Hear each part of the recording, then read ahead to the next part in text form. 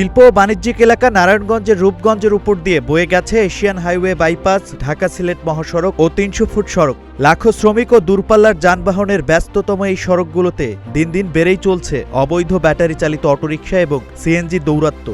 নিয়মনীতির তোয়াক্কা না করে হাইওয়ের গুরুত্বপূর্ণ পয়েন্টগুলোতে গড়ে উঠেছে অবৈধ স্ট্যান্ড, যার ফলে নিত্যদিনের সঙ্গী হয়ে দাঁড়িয়েছে তীব্র যানজট। মহাসড়কের ভুলতা, গোলাইকান্দাইল, বারপা, রূপসী, কাঞ্চন সহ বিভিন্ন পয়েন্টে অবৈধভাবে যাত্রী ওঠানামা করানোর কারণে যানবাহনের স্বাভাবিক গতি ব্যাহত হচ্ছে। বিশেষ করে অফিসের সময় এবং সন্ধ্যার পর এই যানজট চরম আকার ধারণ করছে। পণ্যবাহী ট্রাক সহ দূরপাল্লার গাড়িগুলোকে ঘন্টার পর ঘন্টা আটকে থাকতে হচ্ছে, যার ফলে নষ্ট হচ্ছে সময় এবং বাড়ছে পরিবহন ব্যয়। স্থানীয় পথচারী ও চালকদের অভিযোগ, ট্রাফিক আইন ও সিগন্যাল না মেনে এই অবৈধ যানবাহনগুলো বেপরোয়া গতিতে চলাচল করছে। এমনকি দ্রুত যাত্রী পরিবহনের আশায় তারা প্রায়ই উল্টো পথে গাড়ি চালাচ্ছে, যা নিত্যদিনের ছোট বড় দুর্ঘটনার কারণ হয়ে দাঁড়িয়েছে। এতে প্রতিনিয়ত ঘটছে হতাহতের ঘটনা। রাস্তাঘাটে আসলে ভালোভাবে যেতে পারে না, সারাক্ষণ জ্যাম লেগেই থাকে। অটো রিক্সা, সিএনজি, এই যে হাইওয়ে রুটে এত পরিমাণ যে অবস্থা খারাপ করে ফেলছে, মানুষের যাতায়াত করা আসলে খুব কষ্টকর।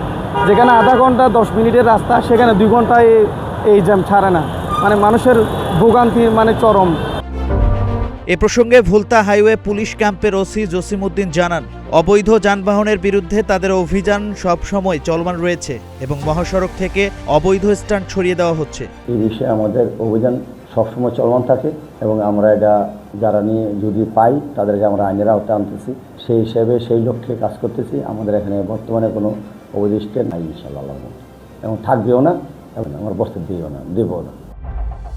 অন্যদিকে রূপগঞ্জ উপজেলা নির্বাহী কর্মকর্তা মোহাম্মদ সাইফুল ইসলাম জয় বলেন, আমাদের ট্রাফিক ও হাইওয়ে পুলিশ মহাসড়কে অবৈধ গাড়ি ওঠা বন্ধ করতে বিভিন্ন চেক পয়েন্ট বসিয়ে কাজ করছে। তবে চালকদের জেলে দেওয়ার ক্ষেত্রে অনেক সময় মানবিক দিকও বিবেচনা করতে হয়। সব মিলিয়ে আমরা ব্যবস্থা নিচ্ছি।